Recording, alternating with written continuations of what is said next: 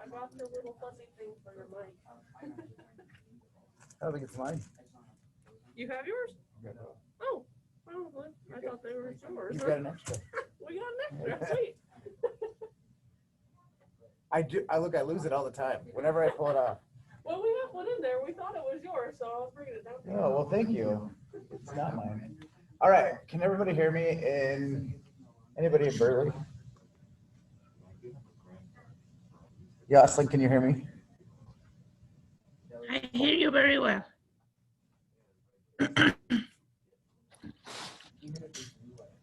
Good morning today. Let's share.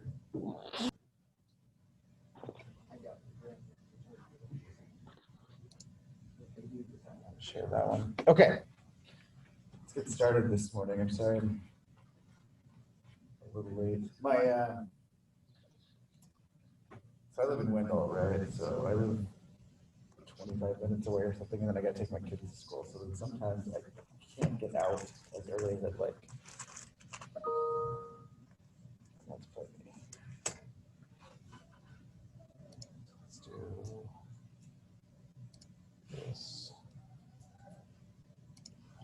Okay. All right, let's talk about a couple of things just to get started this morning. I have not graded the exams. A couple of them I have, just because they were there this morning or yesterday. But I have not done the majority of them. So if you don't have a grade, that's probably why I would not worry about it. Here we go. So let's just, I'll hopefully have that done today. If you have any questions, you can let me know, email me, we can talk about it. Second, so this week we've got a little bit, we've got a change to the schedule this week.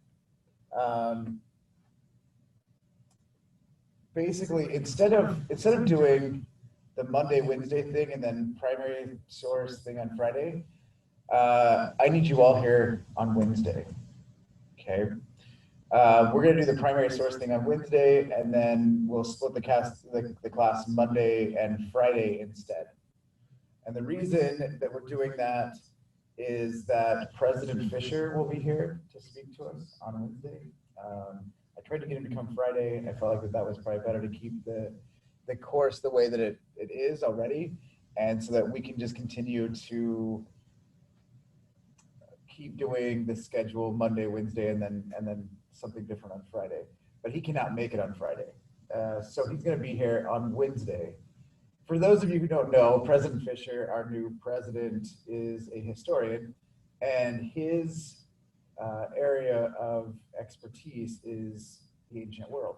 So we've been talking about it for several weeks of him coming in and sharing some of his knowledge with us. So I would appreciate it if you all could be here on Wednesday. If you can't make it in class, get on Zoom, and you will get to hear from our president. I don't know many courses that get to hear from the president of their college or university. So this is a big deal for us, and I think that it'll be great. He'll do a great job. I'm excited to have him here. So Wednesday, that'll be Wednesday. Okay, be here Wednesday. He will not be here till about 8:15. I'll start class at 8. We'll kind of run through everything, maybe talk about the exam, and then he'll be here at 8:15, and we'll go from there. Okay, he's going to be talking about the Epic of Gilgamesh, and we were talking about it's going to be great. You guys it's going to be awesome. So, okay. With that being said, what did somebody say something? Okay, cool. All right. So let's talk about a couple of other things. I was listening to a podcast on alchemy yesterday. And one of the stories that was told, there was like 3 different stories that were told, was about this tunnel that they found in Prague. Okay. Some flooding happened in 2005, and they found a tunnel that then led to a house. And the house is was built in 980. Sorry, not 19, in 980. Anyway, along the corridor, or along the tunnel, they found a bricked off room. So they tore through the brick, got inside, and it was an alchemist's laboratory.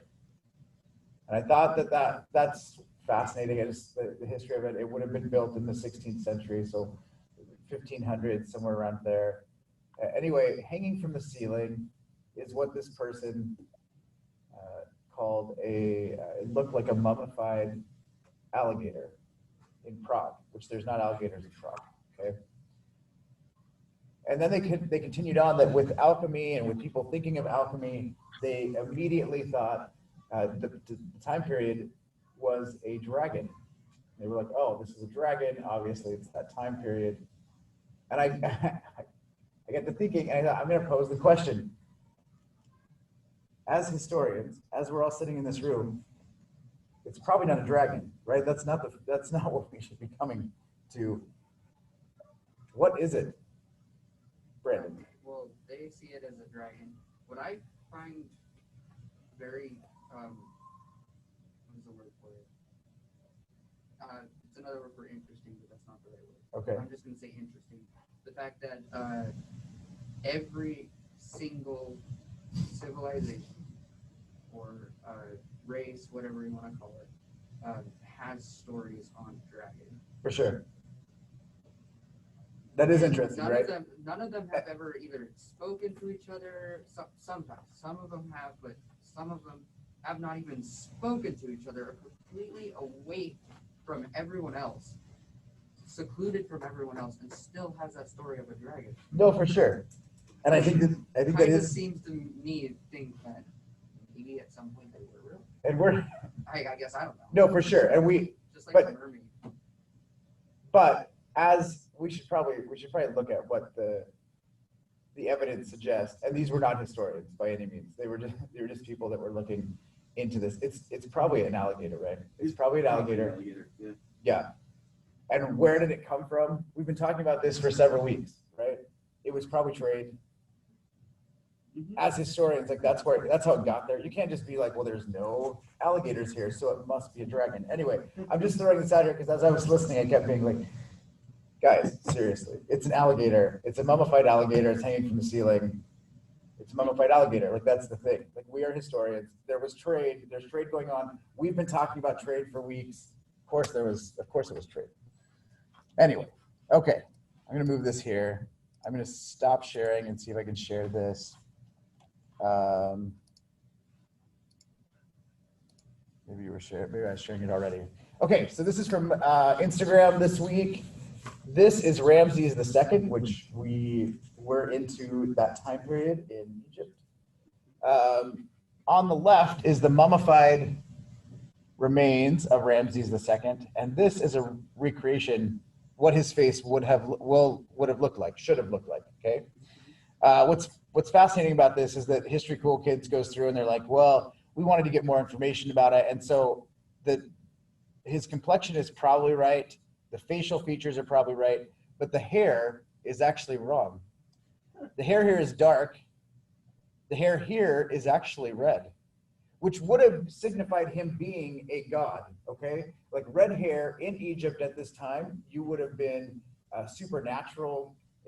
They would have thought that you were a god. Anyway, I think that it's fascinating, this recreation of Ramses II. Even I love this collar, and I don't know if this is a backpack, but I'm like, what are you backpacking Europe? Like, what's going on here? I don't understand what they've done. Anyway, this is a potentially what Ramses II looks like. And I realize that you all don't care, but I care. I think it's fascinating. So, anyway, okay, we'll put that there. What's that? I said it's definitely interesting. It is interesting. Okay, we are week 5. Week 5, you should be reading chapter 4, First Empires and Common Cultures. I need to get a discussion up. I have not done that yet, but discussion here. Lastly, let me before we get into what we need to talk about today.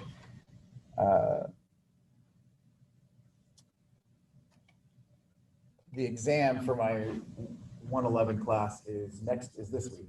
So they were talking about the origins of slavery this week, and Saturday, as I was going through some of their discussion posts, I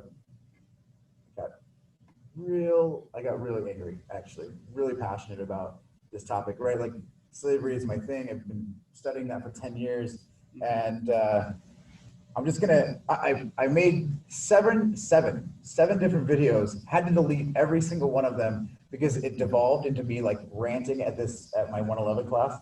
And then finally I was like, you know what, I'm gonna take the rest of the weekend and I'll do a video this morning in hopes that it's not anger. But let me explain to you one thing. We see slavery, right? We're seeing slavery now. If you're doing any of the reading, you're seeing slavery. Slavery happens worldwide. The difference is, and we talked about this week 1, slavery in America was different. Chattel slavery, almost in any other culture, you were not born into slavery. America is the only one, or one of two, where you were born into slavery. That if your parents were slaves anywhere else, you were not born into slavery. But here you were born into slavery, and it had to do with your color. And yeah, I got it. There were Irish slaves, but that happened for a very short period of time. And yeah, I get it. There's this whole idea of indentured servitude, and right, like, but that only happened for about 50 years of this country. And you were indentured for 7 years. You weren't it wasn't lifelong. Anyway, it's crazy. But the big thing that I got, and I'm going to say this, if you're in a class, if you take a class from me, don't ever say there were benevolent slaveholders. The benevolent slaveholder trope is just that. It's a justification for saying, well, a bunch of slave owners were bad, but my family was okay. No, that's not okay. You still own people and dehumanize people. That's not okay. Okay, that wasn't even the question. The question really was, well, how did slavery impact the economy and politics? That was the question. People got into benevolent slaveholders, and that's not what I was asking. But anyway, okay. So just so you know, going forward, you don't need to say what I want you to say. Just answer the question. I'm not going to ask you a question about benevolent slaveholders. Don't say it. Don't. If you think there's great slave owning people, that's awesome. Don't tell it to me. All right. Let's get started on empires. So you should have read the section on empires, or it's Monday, so I get that you probably didn't. And we'll talk about a few things. I want to talk about the growth of empires. So what is an empire? We can talk about I have the actual definition from the book here, but what do you all think of empires? What is an empire? Basically a collection of countries, right? Yes, collection of countries, right? So a collection of states, a collection of ethnicities. I mean, yeah, you can. The way that the book puts it is a group of states of varying ethnic backgrounds brought together under a single sovereign power. Okay, and you all thought it was a show, right? Maybe you don't get. Maybe I'm the only one that watches Empire. What is the purpose then? If it's this idea of varying ethnic backgrounds brought together under a single sovereign power, what is an empire for? Like, what is the reason for creating an empire? Why not just stay that sovereign state yourself? This might be too early to ask this question, but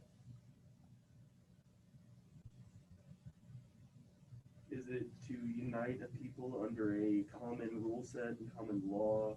Yeah. Okay, so that is perfect. So common law, underneath a common law is one reason. There's another reason as well. So being able to be under one common law is very important. What else?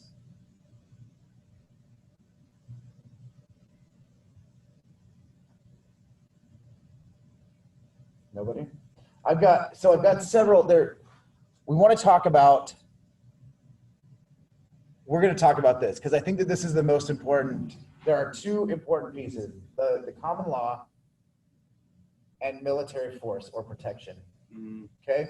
And we're going to talk about both of these and we're going to get there. So that's going to be the final piece of today's lecture is really this idea of warfare, the idea of protection and coming together underneath one empire. Okay? Before we get there though, this idea of empires connecting people is really something that we need to understand. Ultimately, this is going to be the downfall of the Roman Empire, is connecting all of these people. But in the beginning, it's what brings these people together, right? So when I'm talking about slavery, for instance, as Romans took war captives and brought them into the empire, those people would be slaves, but their children were Roman and they were not slaves. Does that make sense? Once they were part of the empire, they were Roman. It didn't matter where they came from. They were born here. Now they're Roman. Okay? And being Roman, having Roman blood, then you are not slave. You were part of the empire. Okay? That's one instance of that. As you read this week, there are several different empires growing up at the same time. And we're going to talk about the factors, what's leading to this, and really the general gist of empires and what they look like. There are some contrasting pieces, but for the most part, the things that we're going to talk about today are the major issues of what leads to empire's growth. Okay? So they connect these distant regions. They do it through common language. Right? Obviously, you've got to have a common language to be part of this larger empire. They do it through a unifying political system, which is what Thomas is saying, right? This idea of laws. This larger political system is what's holding this empire together. The reason I brought up the dragon thing is because empires are going to regulate trade, and that trade piece is uber important, right? This is what's creating, this is what's fueling your economy. This is what's helping to get people back and forth, is that trade. And then shared religious beliefs. So if I'm asking a question about empires and the growth of empires, you would want to talk about a common language, unifying political system, trade, and a shared religious belief. Now, that shared religious belief doesn't necessarily need to be that you're all under one religion, but there is this shared religious belief. So within the Roman Empire, you had many, right, you had many gods. And so although they were all kind of together, your city, your town may worship a certain god, but it had this overarching belief across the empire. Does that make sense? So your people, your family may worship a different god, but you're part of this larger empire where that god fits within the broader scope of religion. Okay. So these are what connected the empires. But there are 4 factors that give rise to empires. Climate change. Now, climate change is interesting in that it pushes people to the periphery, right? That's what we're seeing. We're continually see that climate change is pushing people. So how is climate change helping the building of empires? How is that happening due to climate change? People have to migrate to a centralized location in order to gather resources, be it food, water, and when they're in a centralized location, it's just easier to create governments in larger city-states that start from there. Perfect. So you've got these people coming from the periphery. We've watched them in the last unit, right? They're migrating out and away. And as they get back, and that is generally because of climate change and the lack of water, they found that it's probably better if they can collect their resources and come back together. Now, a lot of you, and I have no idea about your religious beliefs, but a biblical origin story talks about Joseph who's sold into slavery, right? And this idea is happening. And we see that in Egypt, the pharaohs are doing this. They're collecting their people and they're trying to collect their resources, right? So at some point, Joseph becomes a advisor, I guess, if you will, right? His family shows up, I think is the story. His family shows up and they're giving, he's being able to section or ration food. That is this time period. That is what we're talking about. Okay, roughly 1300 to 1200. Okay, this is not uncommon, and this is happening around the world. As you're gathering people in and you're really taking stock of what you own, what you have, and how you're going to be able to ration those resources out. And that is one story. There's lots of different stories. I'm just using that because that happens to be one of the most common religious stories in this part of Idaho, right? So we just want to make sure that there are lots of origin stories, but I'm using that one as a way to connect with most of you. But that's the way that works. So in that biblical origin story, you see Joseph being able to be part of this piece that's going on. And Ramses happens to be one of those, Ramses II, that I showed you the picture of. But that's what's going on, this idea of bringing your people together and sending out your resources. Why do you believe that would be important? And how does that help build up your empires? How does bringing the people in and rationing out food, how does that solidify your empire?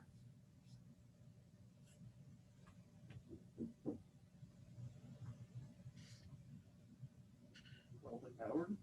What's that? Wealth and power. Wealth and power. So you're in control, right? Mm-hmm. You're in control of what's going on here. Yeah. But also in doing that, you have created this power structure of, I'm the benevolent pharaoh and I'm handing this stuff out to you. These people are now beholden to you because you're the one that has the resources, right?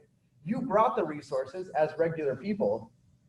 You've collected those resources under one leader, and that leader is doling those things out. Does that make sense? Does anybody have any questions about that? Okay, so climate change led to migrations. Leaders had to secure food sources. They bring these people in, and then they allow for this power dynamic to happen because people are hungry. They need to know where their resources are coming from, and so they've collected them here. Okay, and this begins the rise of empires that way. Okay, really, I would suggest that the lack of food also leads people to trust in their government, or need to trust in their government, the political system at least, more so than when you can make your own food. If you are dependent upon somebody, you're going to do whatever they ask you to do because you need to be a part of that. You've got to be a part of it.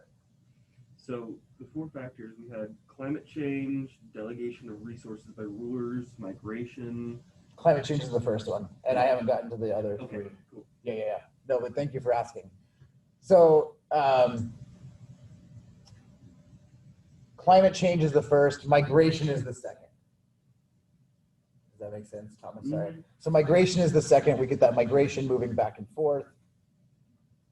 This leads to, so this is a little bit different because we're talking about migration. Climate change leads to migration. Migration is going out, but there is a big piece of migration that you want that we don't often talk about. And that happens to be warring states, which is going to lead to our last point, which is warfare, right?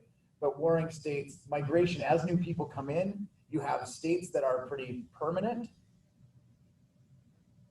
The best way that I can explain it to you all, whoops, sorry, Jocelyn and Wyatt, I get out of the camera range. I get passionate up here on the counter and they can't see me on Zoom.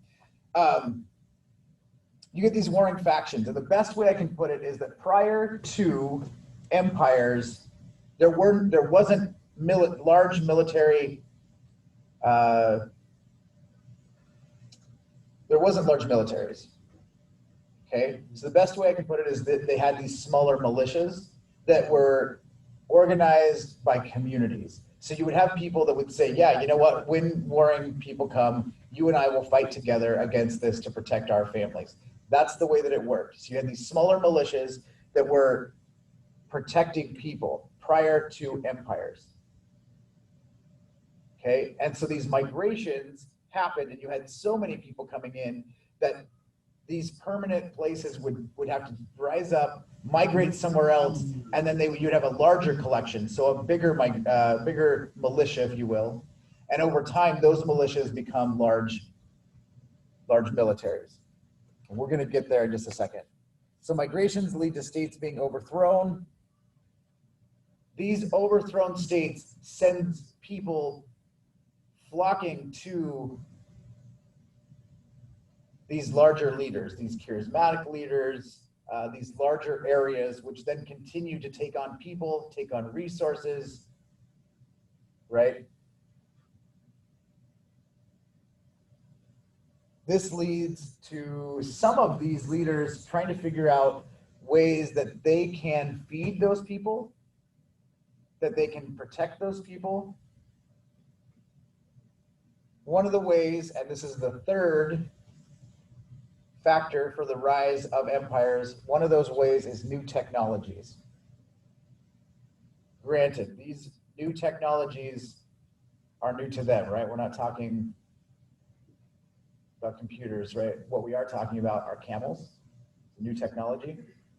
Using camels as a way to travel.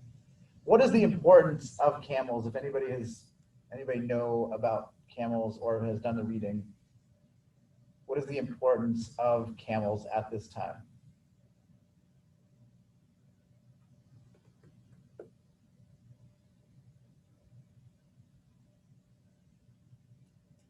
I think because they don't drink Anybody? much water, I think. It would be subburden, and they can travel long distance through dry arid climates. Perfect. Okay, so you can use the beast. You can use the camel as a way to plow fields, to carry things, all of that, and then they can go long distances in arid climates, right?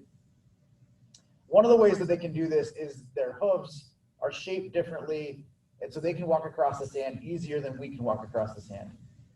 This, in turn, creates new trade routes. You're going to come out of this class being like, all Justin talked about was trade routes. That's not really my thing. I don't really care about trade routes that much. But trade routes, with camels, you're creating these new trade routes across the desert, and trade is going to keep migration coming back and forth, but it's also going to supply you with new resources, right? As we've seen, new resources happen as you open new trade routes or as you keep old trade routes open. Those trade routes bring people, it brings new culture, it brings new resources.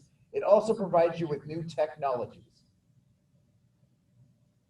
right? So at this point, to bring it into perspective, we don't have an atomic bomb in World War II without bringing Jewish and German people here to work on those things during World War II, right? It's this idea of back and forth and taking on new people, including Nazis. In case you didn't know that, we allowed Nazis to come here and we had them work on projects with us. So with that in mind, that it's this idea of this trade, this back and forth that's going on, okay? Sea vessels is another new technology. We had vessels before, right? We had boats, but the boats were smaller that we were using. People at this time start building these larger sea vessels. They start putting huge masts on them, big sails. What would be the importance of having larger sea vessels? Anybody in Berkeley? Somebody in Berkeley.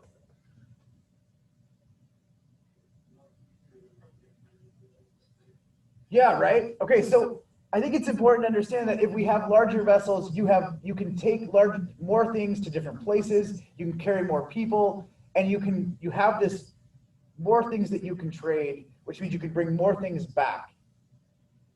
Then this idea of a larger navy takes place, which we're going to get into in a minute. Okay, larger vessels means that you can take more things, more places. Okay, you're able to have that back and forth with trade when you have these vessels. So camels, sea vessels, Riley. Oh, no. Oh, sorry. Iron tools, new technology. Iron is interesting, right? In that you can get more out of the iron that you find than they were getting out of bronze, meaning that it's in more abundance. You can get more tools out of the same amount of iron that you had as bronze, and that it is more durable. The problem is finding iron, which is very difficult, right? It's not like Minecraft. You can't just look at the certain blocks and be like, oh, there it is, that's it. You really have to dig for it and find the iron. And so once you find that, you get into this mining. Mining's going to take off during this time period. And iron tools are going to lead to several different things. Iron tools, first and foremost though, lead to plows. Prior to this, we're using animals to plow things with wooden or bronze tools. Iron tools, you can plow more, you can plow longer, which leads to what? We talked about this before, but it leads to more farm ground being able to be cultivated, right? And more farm ground means you don't have to live around river basins any longer. Once you have iron plows, iron tools to be able to help you, you don't have to sit close to a river with good ground. You can go anywhere and plow those things. You'd say it's groundbreaking. It's groundbreaking. Thomas, are you dad? That was a dad joke. So I think that's important to understand, that iron tools leads to more growth. More growth in ground means more growth in people. You can sustain more growth because you can cultivate more ground, okay? Okay. Iron weapons is the last one. So new technologies led to iron weapons. Iron weapons really coincides with organized warfare. Okay, so organized warfare, although we've seen warfare throughout time, empires are what brings this together. And the book calls it the big force, organized warfare, or the big force. We have not seen militaries before. This is the first. Empires can collect more people because you feel like you're beholden to the empire. Now you're fighting for them. most empires require that their men work, at least serve a certain time period with the military. You're required to do so. We're going to see as the Roman Empire starts to build up that this leads to their growth. Warfare leads to their growth. How do you think that warfare leads to the growth of an empire?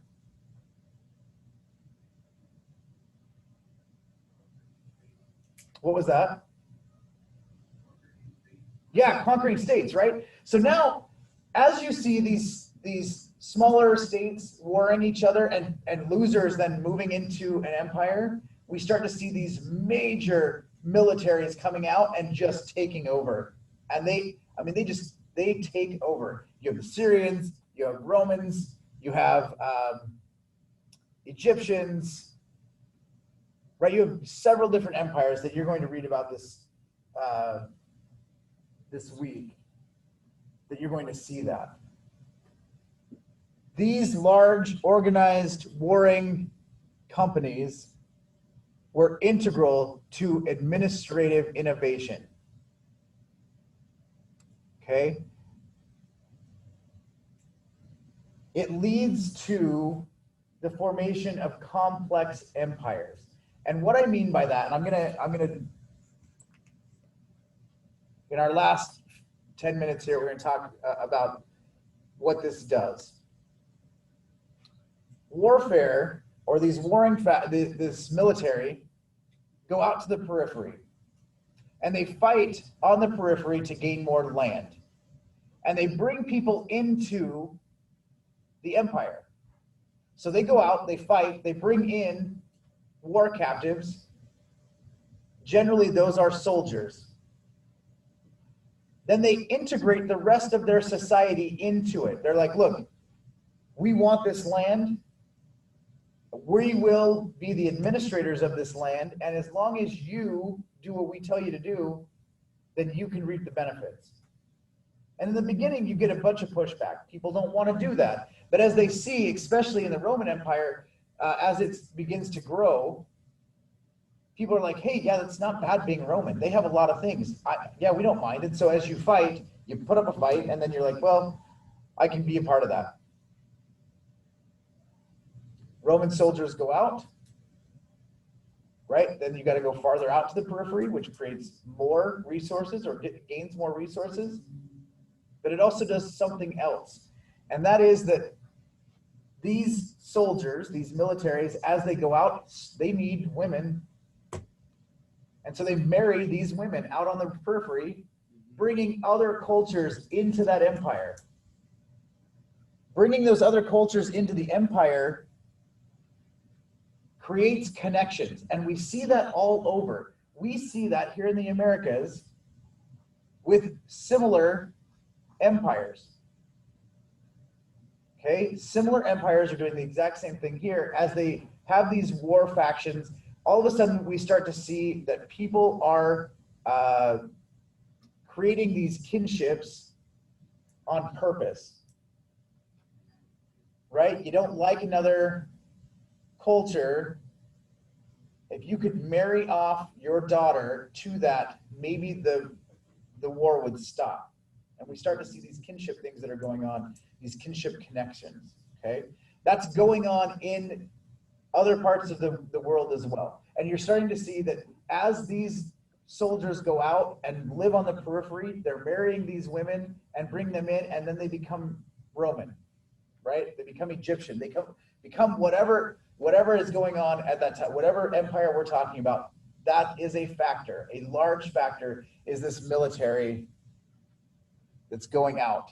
I would suggest, you don't have to agree with me, but I would suggest that the military is probably the biggest factor in creating an empire.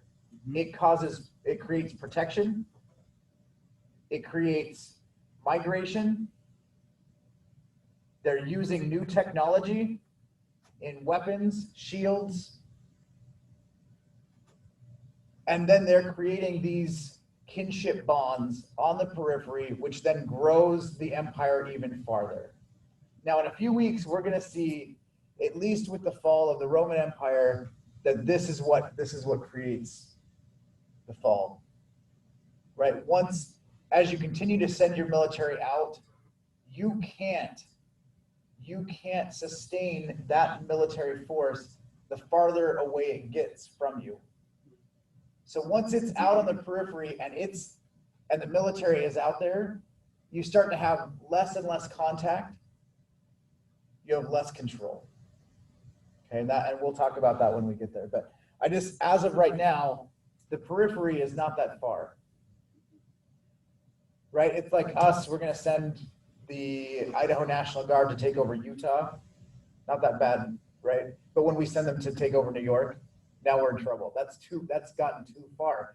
We can't sustain that connection, at least during that time period. Today we've got FaceTime, right? We can FaceTime them. We have Zoom, we can do Zoom meetings. So this leads to the formation of complex societies. That's all I would end with that when talking about warfare, right? Warfare and these big military forces lead to the formation of complex societies. The book has this quote, and I think it's interesting. It says, these technological innovations supported larger, more integrated societies. I hope that you can see that as we work through these things, climate change leads to migration leads to warring groups. Those warring groups are seeking resources and protection, so they flock to a larger city-state.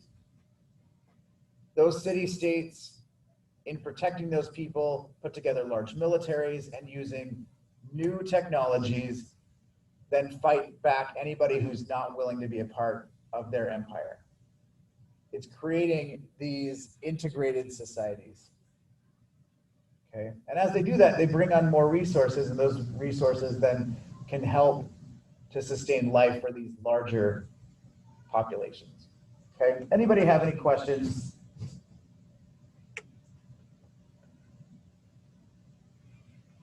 I would suggest that the growth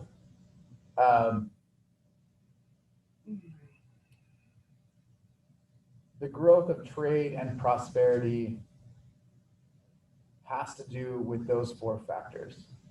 Okay, so as you answer a question either this week in our discussion or in an exam in 3 weeks. Is this one 3 weeks away? Yeah.